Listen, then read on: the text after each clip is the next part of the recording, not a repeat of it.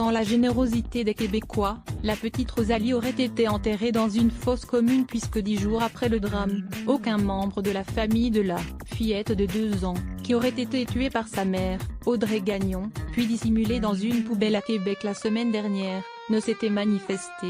Ni la mère, ni le père de l'enfant, pas même les grands-parents ont contacté les autorités afin de disposer du petit corps et offrir à Rosalie des obsèques dignes de ce nom. Habituellement, il y a une famille pour s'occuper des funérailles, mais là, malheureusement, ce n'est qu'un oncle quelques jours plus tard qui a levé la main pour dire « Je vais m'en occuper », explique Nancy Roy, directrice de l'association des familles de personnes assassinées ou disparues, AFPAD. À lire également Audrey Gagnon accusée du meurtre de sa fille de 2 ans et d'outrage à un cadavre. Les funérailles de Rosalie célébrées le 5 mai. Madame Roy déplore ce qui se passe avec Rosalie, qu'une petite fille de 2 ans soit assassinée puis abandonnée dans une poubelle et que personne ne s'en soucie. Je n'ai jamais vu ça.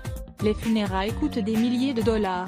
C'est un élan de générosité et de sympathie du salon funéraire, des morgues de Montréal et Québec et du fleuriste pour ne pas laisser cette petite fille-là abandonnée dans la mort. Tous ces gens-là ont demandé de façon naturelle d'accompagner l'oncle de Rosalie, poursuit Madame Roy. Sans cet élan du cœur, Rosalie aurait été enterrée dans une fosse commune comme tous les corps qui ne sont pas réclamés. La population était tellement traumatisée de ce qui était arrivé à cet enfant-là, elle ne souhaitait pas ça. Ça prouve que dans de grands drames comme celui-là, il y a des élans de générosité qui se créent, informe Nancy Roy. La famille de Rosalie invite la population de Québec à une messe des anges à 11 h le 5 mai en l'église Saint-Rodrigue de Québec où se dérouleront les funérailles de la fillette.